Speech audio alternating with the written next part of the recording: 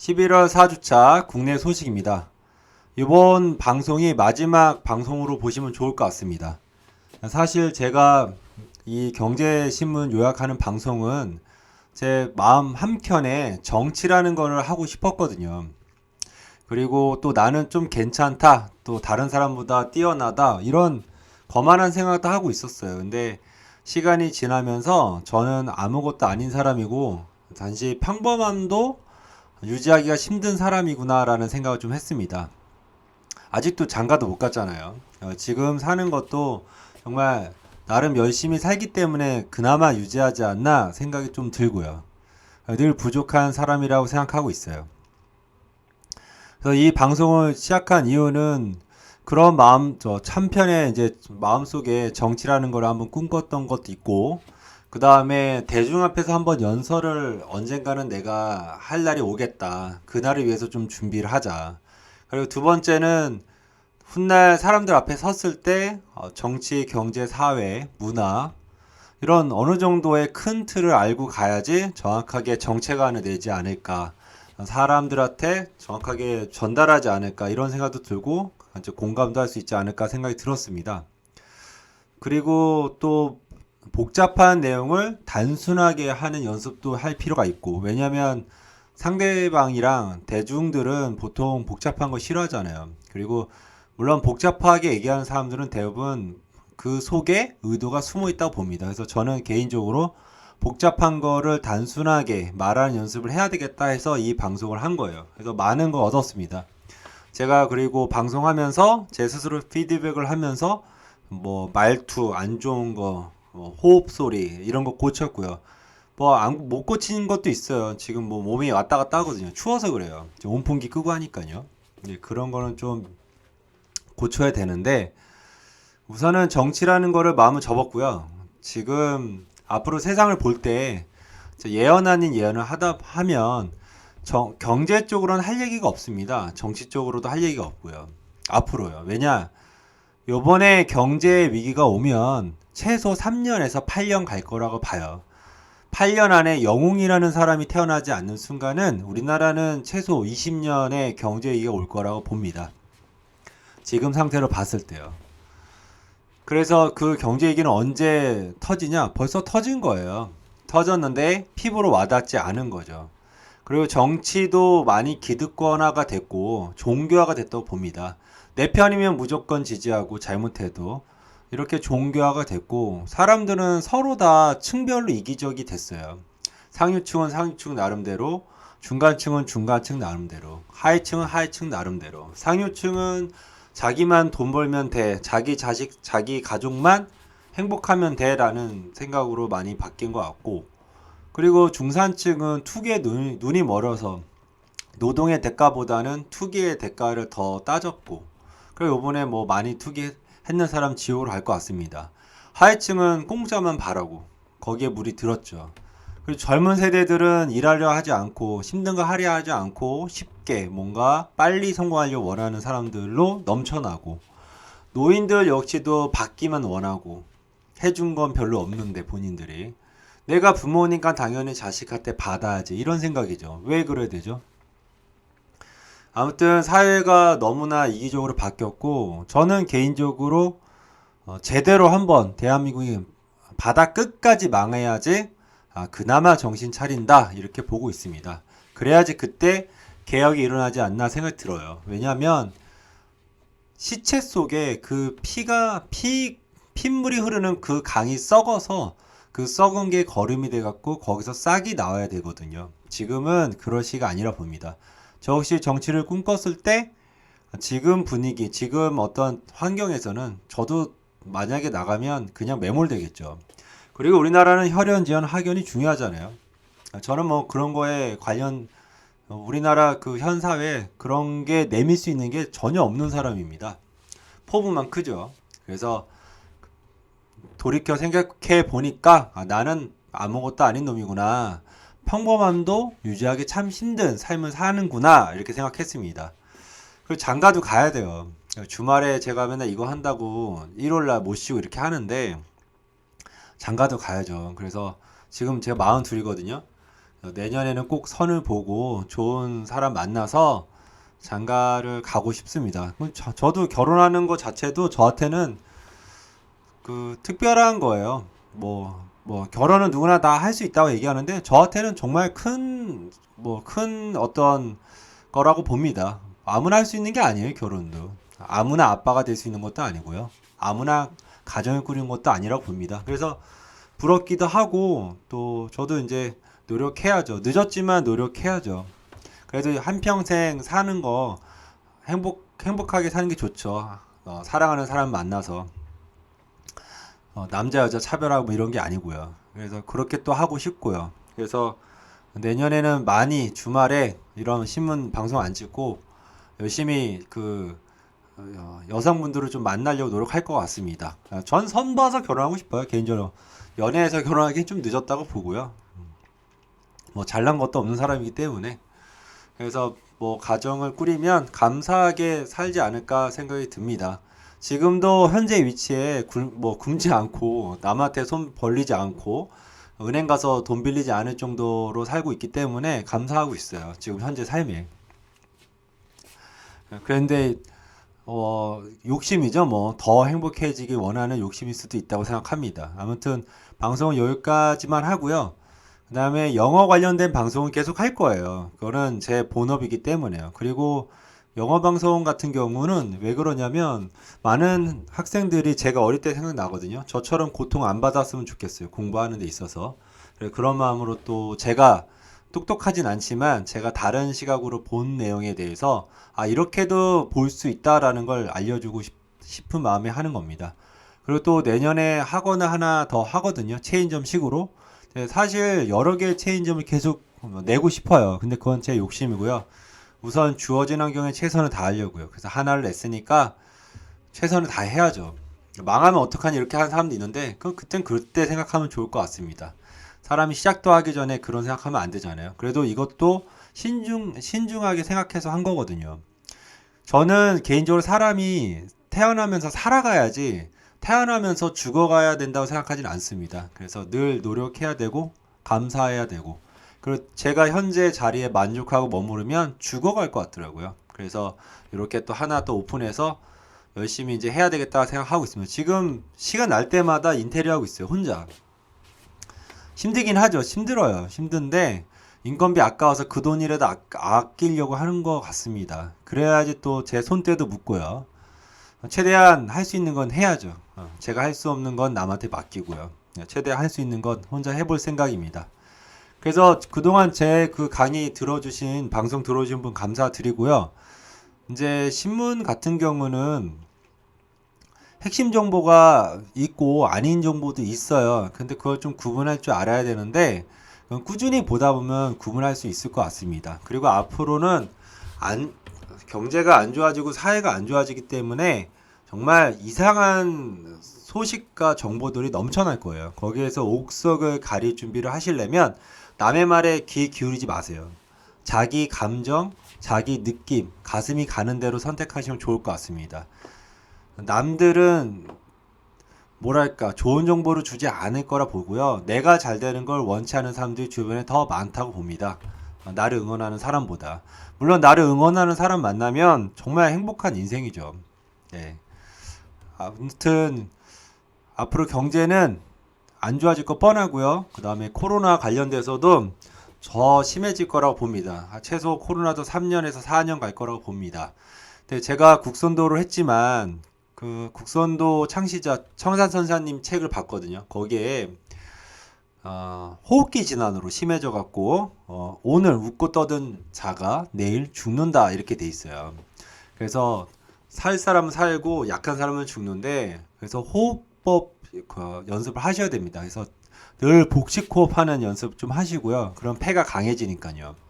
그래서 복식호흡을 좀 하시는 연습을 하셔야지 내성을 기를 수 있다고 봅니다. 참고하시고요. 저도 그 말이 가짜였으면 좋겠다는 생각이 듭니다. 그리고 내년 3월에 원금 이자 상한 유예잖아요. 그게 터지면 어쩔 수 없이 터질 수밖에 없는데 지옥으로 가는 거죠. 대다수가 아니고 제가 보기에는 300만 명 정도 이렇게 그냥 휩쓸려 나갈 것 같습니다. 거기에 또 직접적인 영향은 300만이고요. 간접적 영향은 1000만 명 정도 되지 않을까? 요번 위기는 정말 엄청난 위기라고 볼 것 같아요. 그래서 더 이상 내년에 경제 관련된 뉴스 할 게 없을 것 같아요. 안 좋은 얘기만 나올 것 같고요. 사회도 사이코 문제가 많이 일어날 것 같습니다. 일본처럼요. 그래서 아무튼 다들 준비하시고 가장 큰 문제는 식량난이에요. 그래서 식량, 그래서 쌀이나 뭐 라면 같은 거 미리 채워두세요. 음료수 같은 거 이런 거. 식량 관련돼서 폭증할 것 같습니다. 무역이 대부분 봉쇄되니까요. 안 좋은 소식만 나오는 거죠, 뭐. 그래서 마지막 소식을 정리해서 알려드리겠습니다. 경제 얘기할 게 별로 없어요. 앞으로 더 없을 것 같습니다. 제가 얘기한 게 다예요. 이게 꼭 3년에서 최소 8년 간다. 이거만 기억하시면 좋을 것 같습니다. 현 삶에서 빚 없는 삶. 그러면 축복받은 삶이라 보시면 돼요. 국내 최대 산업도시 울산에서 주 52시간 근무제 시행에 따른 부작용으로 원전 공사가 중단되고 조선산업에서 구인날을 겪는 등 산업계가 몸살을 앓고 있습니다. 그리고 뭐 젊은 사람들이 또 어려운 일 안 하려고 하고도 있고요. 그래서 울산 신고리 원전 5, 6호기 건설 현장은 협력업체 반발로 지난 18일부터 작업이 중단됐다가 다시 재개됐다고 합니다. 뭐 이유는 뭐 52시간 때문에 그렇다고 하는데요. 그걸로 인해서 인건비 감당을 못해서 생긴 일이라고 합니다. 우리나라는 여기저기 갈등이 부추기고 있죠. 현실 따로, 그 다음에 책상에서 짠 계획 따로 이렇게 가는 거죠. 여기에 대한 대가는 치를 거라 봅니다. 조만간에. 내년부터 학자금 대출 받은 청년들이 대출 원금의 최대 30%까지 감면받을 수 있는 길이 열립니다. 학자금 대출 연체이자도 모두 감면이 되고요. 분할 상환 기간은 최대 10년에서 20년으로 확대가 됩니다. 이렇게 해주면 안 되죠. 돈을 빌렸으면 갚아야죠. 연체됐으면 내야 되고요. 이거는 잘못된 교육을 해주는 거예요. 취업난이 계속되는 가운데 취업이 아닌 창업을 선택하는 청년층이 늘어난 추세입니다. 이거죠 뭐. 남의 밑에선 일하기 싫고 내가 사장 되고 싶고 이런 애들 많죠. 다 폐업입니다. 대부분이. 그래서 폐업률 역시 전체 평균보다 60% 가까이 높은 것으로 확인이 됐습니다. 지난 5년 사이 10에서 20대 청년이 창업한 기업이 50% 가까이 늘어난 것으로 확인도 됐고요. 우선 창업을 하려면 남의 밑에서 일하는 게 먼저 좋아요. 그리고 나서 그 사람보다 하나만 더 잘하면 되겠다라는 마음이 먹었을 때 창업을 하는 게 좋죠. 그리고 뭐 두 번째 마음은 창업했을 때 돈보다는 내가 이거를 하면서 내가 사회에 어떤 좋은 영향을 미쳐야 되겠다. 뭐 내가 커피를 하나 만들어도 이 커피 먹은 사람이 참 기분 좋게 아침 출근했으면 좋겠다. 이런 마음으로 만들면 좋겠죠. 이거 팔면 얼마? 이렇게 하면 폐업이죠, 뭐 나중에. 그래서 뭔가 사업을 하거나 기업을 할 때는 사람을 먼저 생각해야 되지 않나 생각이 됩니다. 제 말은 이상적인 얘기일 수도 있어요. 근데 저는 이상적으로 가는 게 맞다 봅니다. 아직 젊으니까요.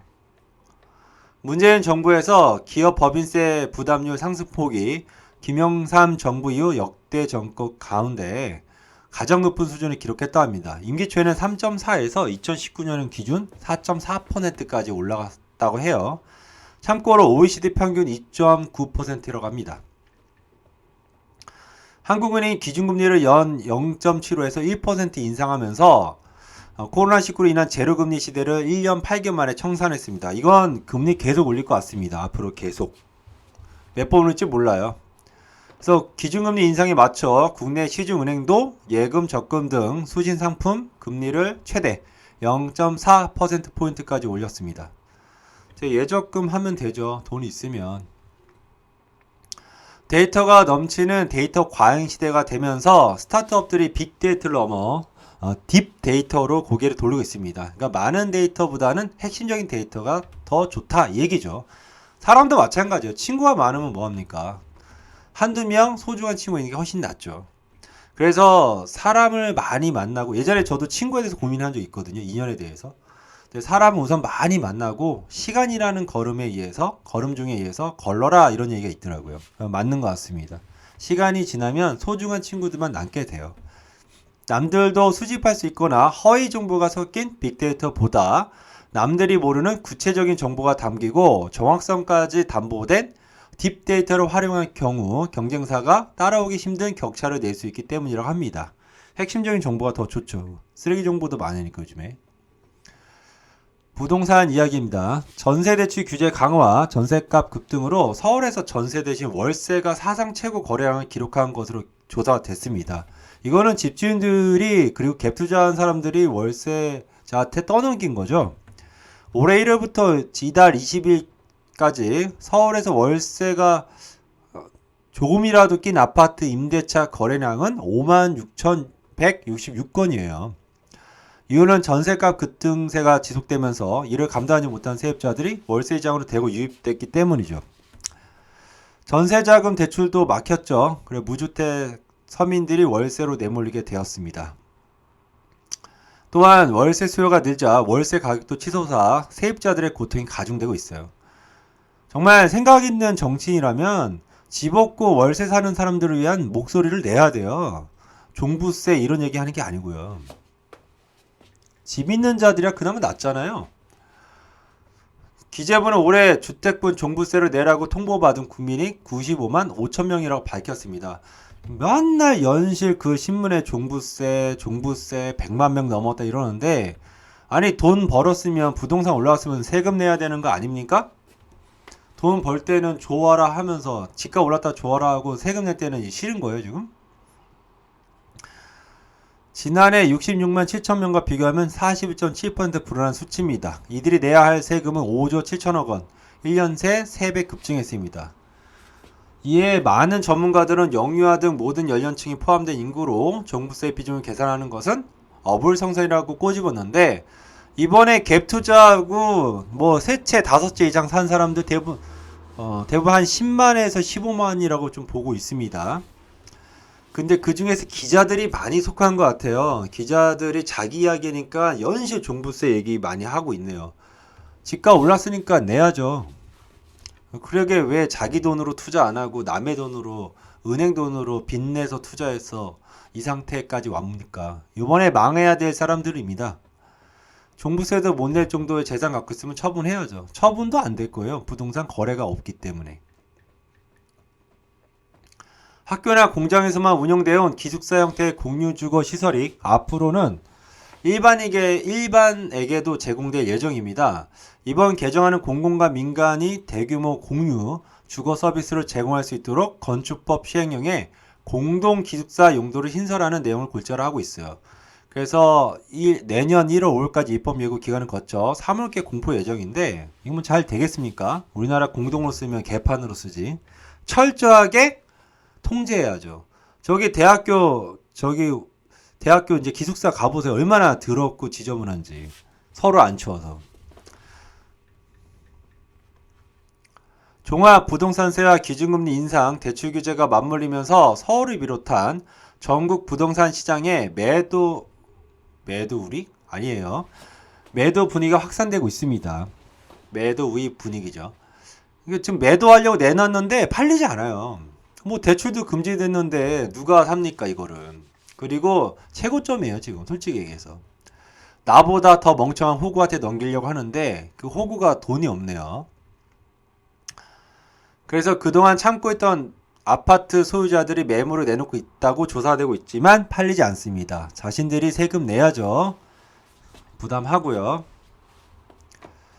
경찰이 최근 3개월간 집중 단속을 통해 마약류 사법 1950명을 검거했는데 문제가 뭐냐면 10대에서 30대가 많아요. 70%가 10대에서 30대입니다. 마약을 도대체 어디서 구하는 거예요? 이것들은. 그래서 마약이 젊은 층에 급속도로 침투하고 있는 것으로 나타났습니다. 보니까 10대가 2.6이에요.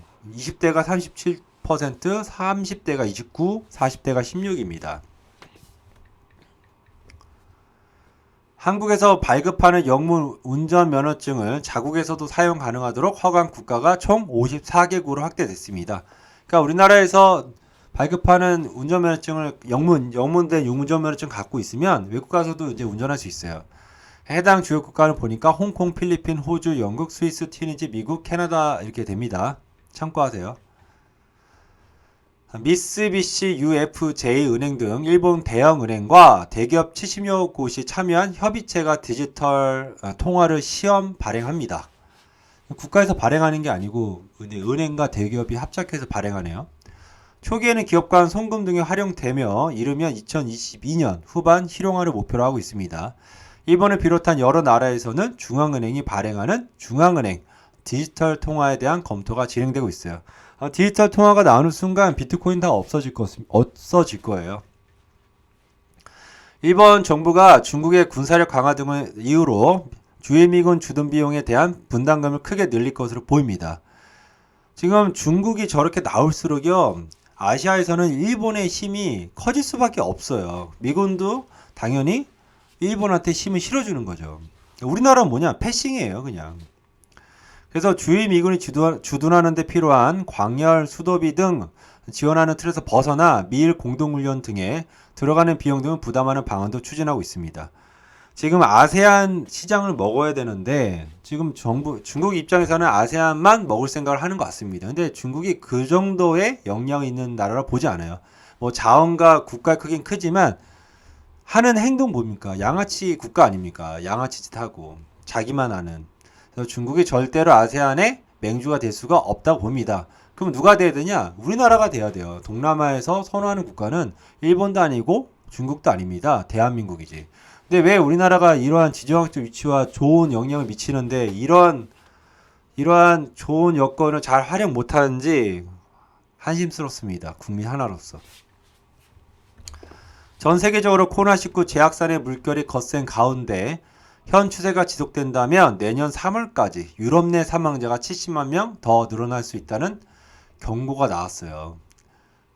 내년 3월까지 유럽 내 사망자가 70만 명이랍니다. 더 늘어난대요. 유럽은 9월에 신규 확진자가 113만 명이고요. 11월 둘째 주에는 249만 명, 2배 넘게 폭증했습니다. 근데 한편 백신 접종 의무화 정책은 각국에서 반대에 부딪히고 있습니다. 우리도 지금 백신 맞고 있는데 이게 정말 실효성이 있는지 효과가 있는지 의구심이 들어요. 코로나 걸려서 죽은 사람보다 백신 맞아서 이상한 반응 일어난 사람이 또 많지 않나? 이런 의구심이 생기네요. 미국과 영국이 베이징 동계올림픽에 대해 외교적 보이콧을 검토한다는 보도가 나오면서 올림픽을 계기로 중국 베이징에서 종전선언을 시도하겠다는 한국 정부의 구상이 실현될 가능성도 희박해졌습니다. 아니 지금 정권 말에 무슨 북한과 짝짝꿍을 하려고, 그러니까 좌파 정부를 보면은 항상 정권 말에 뭔가 북한에 잘 보이려고 한 건 터트리고 정부를 끝내는 경향이 있습니다. 보면 미국과 영국 외에도 유럽 몇 개국이 이제 추가로 외교적 보이콧을 실시할 가능성이 예고되고 있습니다. 저 같아도 올림픽 안 갈 것 같은데요, 베이징. 그래서 베이징에서 남북 및 종전선언을 하는 일은 없을 것으로 보입니다. 미국이 러시아의 침공 가능성을 강하게 제기하며 우크라이나에 추가적인 무기 제공을 검토 중인 것으로 알려졌습니다. 러시아는 미국의 주장을 적극 반박하면서 우크라이나를 둘러싼 양국 갈등이 고조되고 있어요. 러시아가 우크라이나 접경지대 특수부대를 포함한 주둔 병력을 늘리면서 한 10만 명 늘린 것 같습니다. 10만 명 정도 배치한 것 같아요. 침공 준비를 계속하고 있다는 정보 분석이 입각한 미국의 조치예요. 현재 이러한 그 코로나로 인해서 그리고 무역 봉쇄, 서로 봉쇄에 의해서 그리고 식량난 전 세계적으로 이걸 해결하는 길은 전쟁밖에 없다고 보입니다. 그래서 전쟁이 일어날 곳은 지금 눈에 보이는 건 대만 쪽, 그 다음에 우크라이나 쪽 이렇게 되겠네요. 중동은 이렇게 조용하죠. 독일 총선에서 제1당에 오른 중도 좌파 성향의 사회민주당과 녹색당, 자유민주당이 연립정부를 구성하기 위한 합의안을 마련했습니다. 메르켈 총리가 16년 만에 이제 물러났죠. 차기 총리로는 3인당 소속 올라프 숄츠 총리가 후보가 확실시 됩니다. 약간 중도 좌파 성향이라고 합니다. 새 정부의 우선순위는 코로나죠, 당연히. 그리고 전기차와 신재생에너지 확대를 통한 탄소 중립 정책을 강화할 공산이 큽니다. 조 바이든 미국 대통령이 이르면 내년 봄에 일본에서 대중국 견제 안보 협의체인 쿼드 정상회의를 개최하기로 합니다. 그러니까 미국은 일본에 힘을 실어줄 수밖에 없어요. 미국은 내년에 아시아 국가들과 새로운 경제 툴도 마련해서 중국에 대한 압박을 강화하는 방침입니다. 이에 맞서 시진핑은 20일 아세안 국가들과 정상회의를 열어 아시아 지역에서 동맹을 하고 미국을 견제하겠다 이렇게 나가고 있는데 중국은 그럴 그릇이 안 된다고 봅니다. 조 바이든 미국 행정부에서 비축류 방출 요청을 받은 일본 정부가 사상 처음으로 국가 비축류를 방출하겠다는 방침을 굳힌 것으로 알려졌어요. 요번에 수능을 치러졌죠. 그래서 수능 가채점 결과 유례없는 고난도 시험이었다는 것으로 학생들은 얘기하지만 출제위원자들은 비슷했다 이렇게 얘기하세요. 그래서 요번에 아이들이 시험을 많이 못 봤어요. 그래서 최저 등급 충족이 잘 안 돼서 요번에 수시에서 많이 떨어질 것 같습니다. 그러면 그런 아이들은 어디로 가냐? 정시로 가겠죠. 근데 수능 자체를 못 봤기 때문에 정시도 힘들 거라 봅니다. 그리고 코로나로 인해서 아이들이 공부를 좀 많이 안 했다라고 봐요. 그래서 참고로 이번에 학생부 교과 전형을 신설한 건국대, 경희대, 서강대, 성균관대 모두 수능 최저가 적용이 됩니다. 그러니까 결국 뭐냐면 1, 2등급 평상시에 맞는 아이들이 3등급 맞은 거예요. 그러니까 지금 서울권, 경기권에 들어갈 수가 없죠. 최저가 못 맞추니까. 보통 서울권, 경기권은 최저가 한 2등급 돼야 되거든요. 이번에 교육 정책이 좀 바뀌는데 이게 초중고 교육 정책 따로 대학 입시 교육 정책 따로예요. 우리나라 교육 정책은 100년 대계가 아니고 1년 대계예요. 매년 바뀌어요, 보면. 현재 초등학교 3학년이 중학교 3학년이 되는 2027년부터 진로 연계 학기가 도입이 됩니다. 그리고 초등학교 6학년과 고등학교 3학년도 진로 연계 학기를 운영하기로 했고요. 이게 뭐냐? 이제 뭐 6학년 끝났잖아요. 그러면 진로에 대해서 뭐 해주나 봐요. 고등학교도 3학년 끝나면. 근데 이걸 왜 초등학교 때예요? 고등학교 때 하면 되지. 아무튼 이해가 안 되지만 또한 초등학교에서는 한글, 체육, 선택 과목이 확대가 되고요. 2022 개정 교육과정에 따르면 고등학교에서는 국영수 통합사회 교육 시간이 줄어들고 진로 및 선택 교육 시간이 늘어납니다. 그래서 각 과목당 10점 학점에서 국영수 통합사회가 8점으로 축소가 되고 한 학기당 약 141시간에서 106시간으로 짧아집니다. 대신 진로랑 선택 교육 시간이 늘어나는 거죠. 그리고 일반 선택 과목도 줄어들고요. 대신 진로 선택 과목으로 분류했고 이제 융합 선택 과목도 신설을 했습니다. 뭐 되게 복잡하죠. 원래 복잡하면 뜯어먹고 사는 사람이 많은 거고요. 이상한 거예요. 항상 정책은 단순화해야 됩니다. 복잡하잖아요. 보는 순간. 근데 이제 뭐냐면 일반 선택 과목에 정치, 경제, 법과 사회가 있거든요. 이게 진로 선택 과목으로 바뀌었습니다. 그러면 이제 수능에서 안 나와요. 그럼 공부하겠습니까? 안 하지. 외면당할 거란 우려가 나오고 있고요. 디지털 교육도 도입이 됩니다. 그래서 초중학교 같은 경우는 학기당 총 34시간을 학교, 자율시간을 활용해 이수해야 하고요. 고등학교는 디지털 관련 교육 시간이 68시간으로 늘어나고 정보교과가 신설되고 선택 과목 개설이 됩니다. 하지만 디지털 여건이 학교별로 좀 차이가 나고 선생별로 능력이 차이가 나겠죠. 그래서 제대로 된 교육이 당연히 안 되겠죠. 한편 개정 교육 과정과 현행 대입 제도 간 연계가 불확실합니다. 그래서 향후 대입 개편의 방향성도 주목이 되고요. 새로운 대입 개편안은 2028학년부터 적용이 되고 2024학년 2월 전까지 발표 예정입니다. 미국에 유학 가면 가장 따기 쉬운 학위가 교육 관련된 학위라고 합니다. 그런 사람들 와갖고 우리나라 교육 정책을 만드는 거죠.